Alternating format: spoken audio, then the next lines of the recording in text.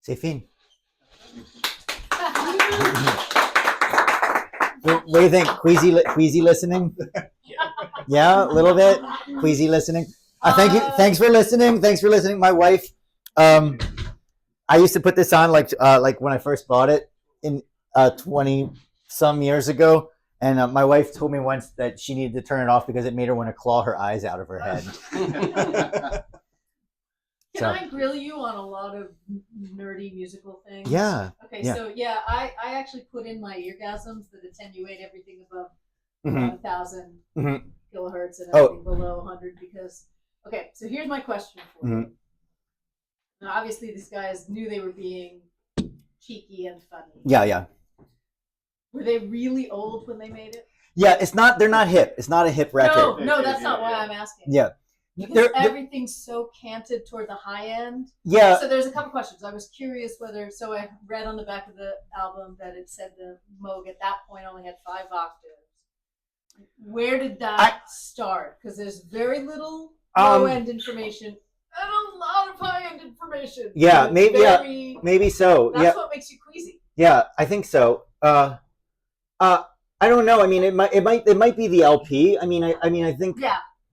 You know, it might be that particular pressing or the way that it was mastered. It's a new master.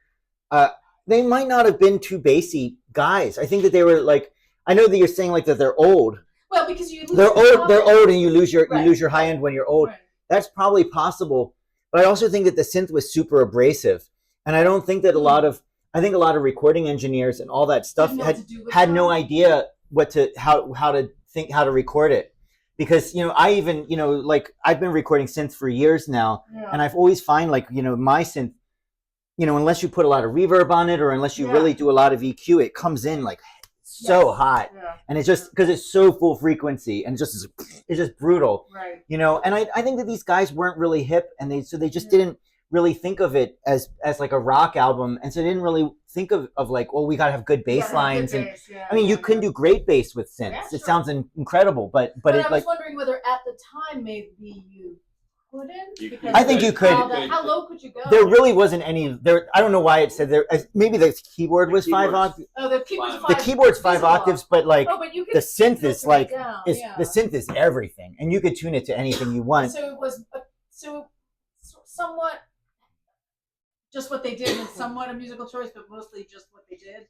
I think so. I think so, and also too, like I said, this might be the first LP that had a Moog synthesizer on it, and they were just thinking maybe they thought it was hilarious, and they were like doing it. I mean, they were probably in their 40s or something. Right.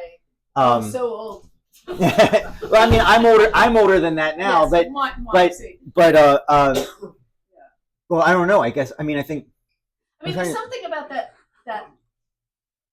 There's something about the sound itself that they were able to produce that lends itself to a comedic interpretation, right? So you can see them as they're making their arrangements. You can imagine them saying, "Oh, this is such a silly sound. We need to go in a somewhat silly direction." But even I think that was the synth because that's why, you know, because George Harrison could afford a Moog, like no one else could afford it. Yeah. Like in like now dollars, it was like $30,000. Right. So like George Harrison could afford one, but he like, you know, he would like take it to Abbey Road, and they were kind of like, what are we doing? You know, because was it Harrison or was it McCartney? It was Harrison. Okay. Harrison bought one, and then Mick Jagger bought one. They were like the only 2 rock musicians that I know of who could afford one and bought one. And you don't hear it on the records because, well, Harrison has this avant-garde record. I don't know if you know that, but Harrison has like an avant-garde like synth record. But so does McCartney. It's almost unlistenable. It's like Stockhausen-esque, isn't it? I don't know, but the McCartney did use a lot of synth on McCartney 2. Is that what you were thinking of? No, because I know, and don't quote me directly on this. I haven't heard it. I know speaking with a friend who's spoken on it at length. He's like there are McCartney records. I don't know how widely distributed, but it's supposed to be like truly like Stockhausen-esque. I think it's the Harrison one actually. It is the Harrison. Yeah. But like I guess that they just maybe they tried tracking with it and they were just like it's too like our fans will think it's weird sounding or stupid. I think that like that people would just be like, well, we'll play like a melody, just play a melody on the synth, and they would be like, wah, wah, wah, wah, wah, wah, you know, and then so they were like, really like I'm not gonna put that on my record, you know, and so I think that like maybe it was almost like a, you know, sort of like an instrument ghetto, like that they were just sort of like there's nowhere else to go with this other than novelty records. And that's why there's that period in the late 60s where there was this whole like pile of like novelty records with the synth, because it was, you know, they were switched on Bach, which of course is really tasteful and really well done. And, you know, but most of the records are pretty trashy because they're like this, but not as well made. Like these guys, you know, knew a lot about music and there's a lot going on rhythmically and you know, and they understand the arrangements. Like they do like they do Mashkanada at like a fast tempo, maybe even faster than the original. And you know, so that there's a lot of like competence, but a lot of the records are kind of cynical. Like Bob Moog apparently didn't like that genre of novelty records because it was like it was kind of like Disco Duck. You know, it was sort of like the cynical like cash grab of like people being like, listen to this, and like listening to it as a novelty. Yeah. I'm curious about I've heard the track on there, it just took me back to Disneyland. It was the Electrical Parade. Just play that track, They bought that from, that was a Jean-Jacques Perrey composition, and they bought it from him, and they used it through the whole 70s. And then maybe the early 80s too. Oh, really? I thought. Oh, I read that they were using it. I read that they used it from like 70 something to 80 something, but I did a little homework before I. Yeah, I think they did use that. And then, like I said, the very first song was used on. I totally watched whatever game show that was. Mm-hmm. Yeah. Tell the truth. The first song, though. Oh, really? Yeah. Question? Comment? I have 2 questions and a comment. Okay, I'm scared. I'm scared, but okay, go ahead. You know, silly, yes, but don't you think that the adjective for this is actually more cobbly than the LAFMS, Los Angeles Free Music? Cobbly? Anyway? Cobbly? Yeah, I think these records were for those guys the definition of like this and the In Sound and Way Out, like kind of the definition of cobbly. What else do you put in the cobbly genre? Well, Normal's Books and Records was originally Normal's a Bargain Cobbly World. Was it? Yep. Wait, but what is cobbly?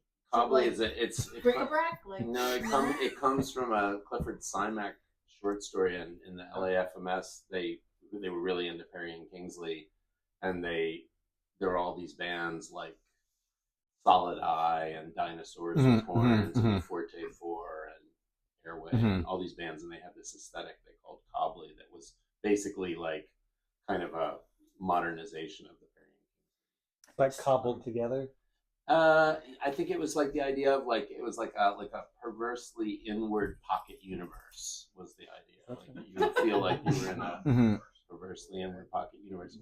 But so I didn't know if you were familiar with that. And then the second question is, do you think like Les Paul that a lot of those like faster passages, because I don't think they had sequencers for this one, that a lot of those faster passages were probably recorded. Yeah. Really, I think so. Really slow, and then they actually just played long melodies. Yeah, I think so. I think so. Sure.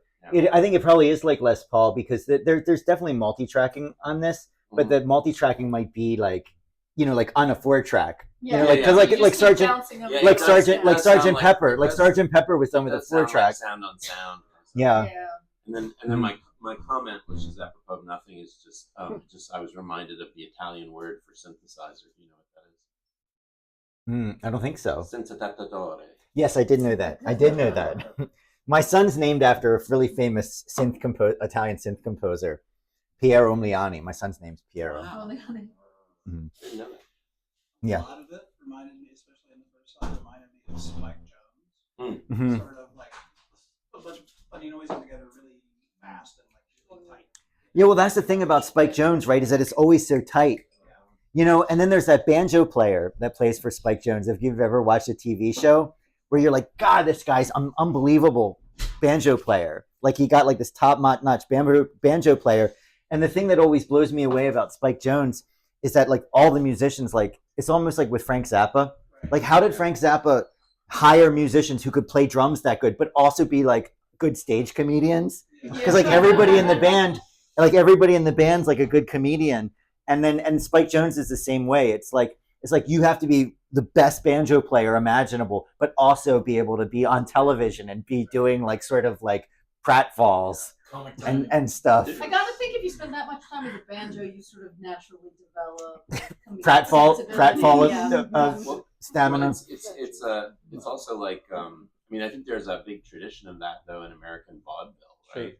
True, Like for instance, if you ever see W.C. Fields' movie International House, which is a great movie that's about television before television was invented, and the whole movie is just people looking at a television, but this is before television's been invented in real life, and things happen in like I think Duke Ellington's band plays the song Reefer Man, and it's this incredible avant-garde bass solo with like all kinds of comedic stuff going on. Yeah, I mean.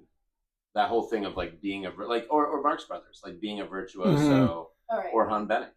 Yeah, well, that's what this reminds me of because there is no recording engineer for this. Like they're the engineers. Yeah. You know, so it's like Perrey and Kingsley. Like they did all of that stuff. So they were like the ones cutting tape and like doing all the multi-tracking and like Kingsley is the one who does all the patching. So they're like the sort of studio version of like Spike Jones. Really? Mhm. Yeah. This being sort of that first record, and you said it's sort of like largely probably marketed as novelty.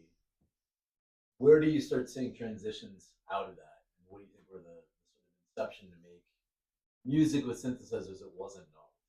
Well, I'll tell you, I read a stat today because again, I did some homework, and I read a stat today that by 1970, only 20 musicians had Moog synthesizers. Okay.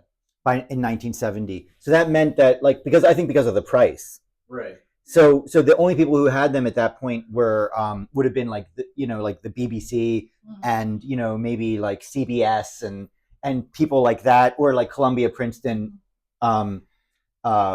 Music Center, maybe the San Francisco Tape Center. Well, they probably had a Buchla because they're on the West Coast, but so I think I would say, to answer your question,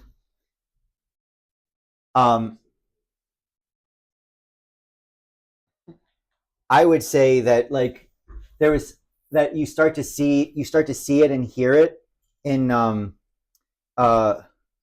you start to hear it in progressive rock and then like German like synth music. Yeah, because Klaus Schulze bought one, and so the early Tangerine Dream records are like guitar and sort of organ and effects and stuff, and then by like the second or third record you start to hear synth because Klaus Schulze bought one. It so happens.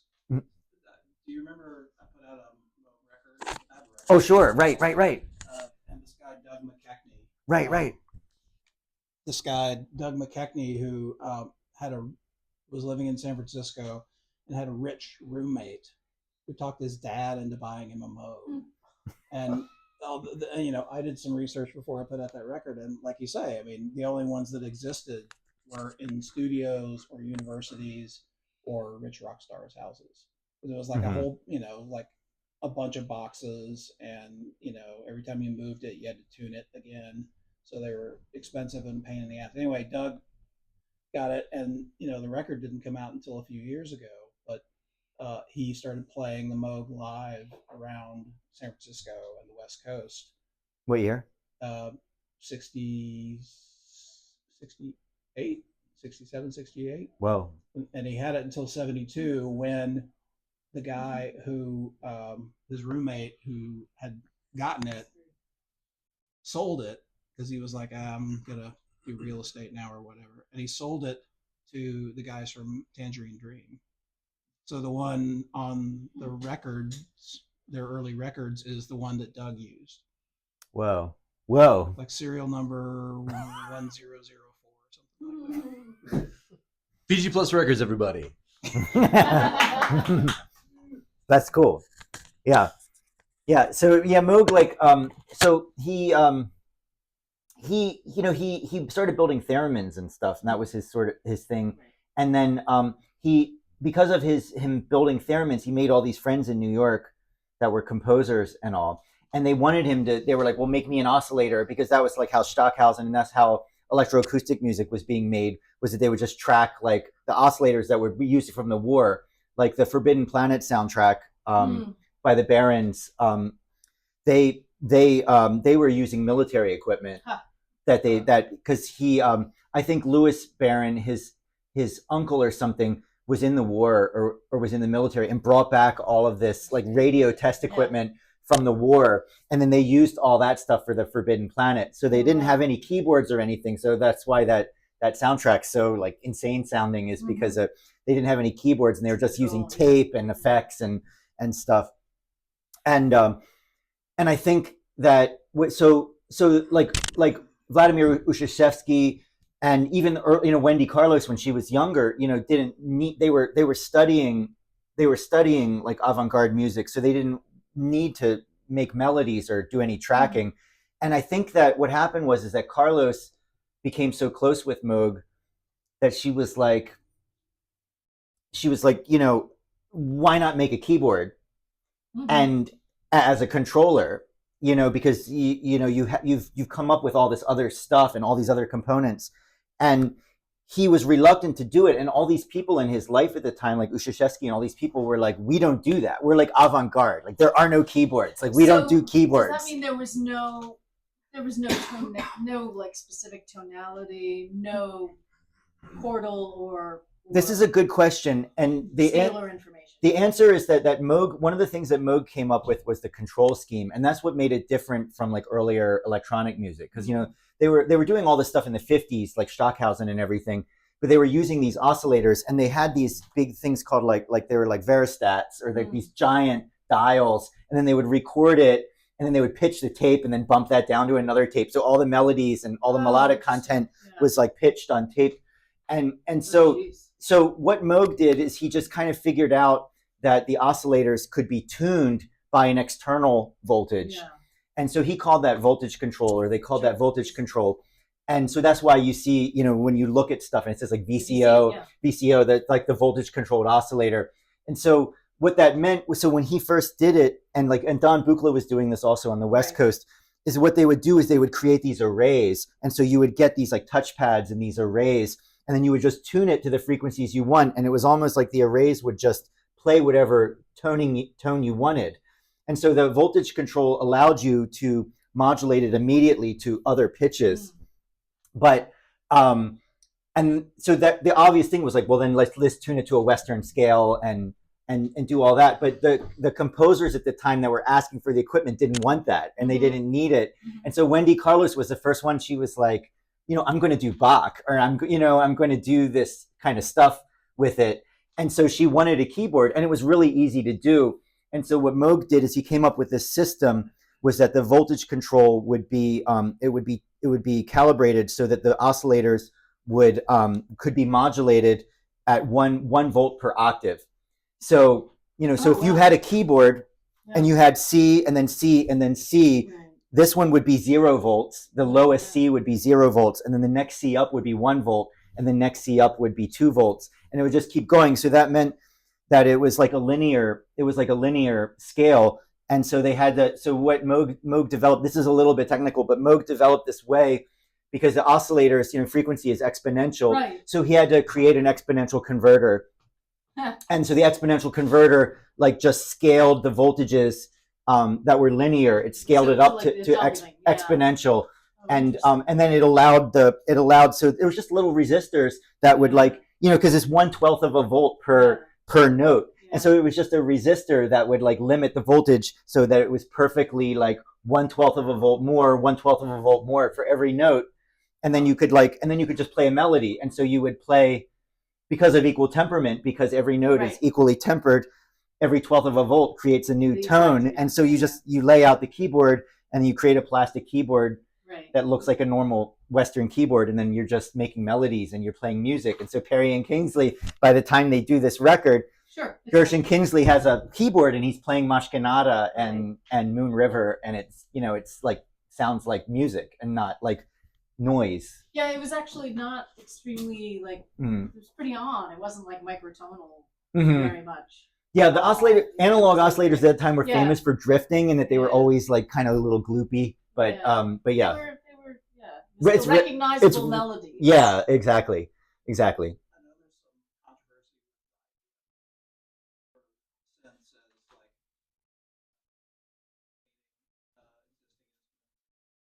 Mm-hmm. I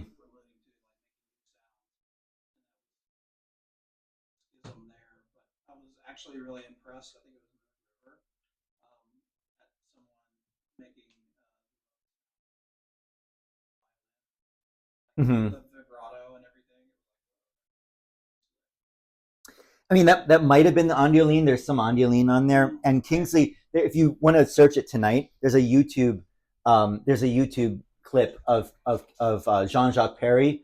He takes an Ondioline onto a talk show, and he's like, I can imitate any instrument. And there's like these people will come on, like a bagpipe player will come in and do a melody, and then Jean-Jacques Perrey plays the melody on the Ondioline, and it sounds just like a bagpipe. And then they bring in this like violist, and she like plays this beautiful viola, and then Perrey plays it, and it sounds exactly like the viola. Is that the one that had the string with the ring on it? That's the Arns Martineau. Yeah, that's the Martineau. But yeah, the Ondioline is more modern. I think the Martineau's from the 30s, and the which is pretty amazing that. Yeah, they figured that out. The Ondioline, is that like a theremin, or is it like a? The Ondioline was almost like a fancy transistor organ, but it had filters in it, and the filters gave it like a synth-like sound, and it also allowed it to so it was kind of like a farfisa. So was that demonstration you're just talking about, was that planned, or did he understand his sonic timbre so well that he just could on the fly figure out where to? I think he was so good. Because he was a salesman, and that's why Edith Piaf like fell in love with him or whatever. Because he was really good. But I think that they probably contrived that whole sequence for the show. Is that the one that was in Telstar? That was the Clavioline. Was it? Yeah, yeah. Telstar is the Clavioline. There was a lot of people doing interesting instruments type work. I mean, what they were earlier, because there's another one too that has another name that I have to think of. That was in, what's it? The Del Shannon. Right. That song. The Wonder. Yeah. That's another one of those proto synths. I can't remember the name of that one, but that one's American, whereas the Clavioline was probably British or French, and then the Ondioline was French. Yeah. Any last questions before we return to chatting and drinking? No, thank you. Yes, please, everyone, give Tom a big hand.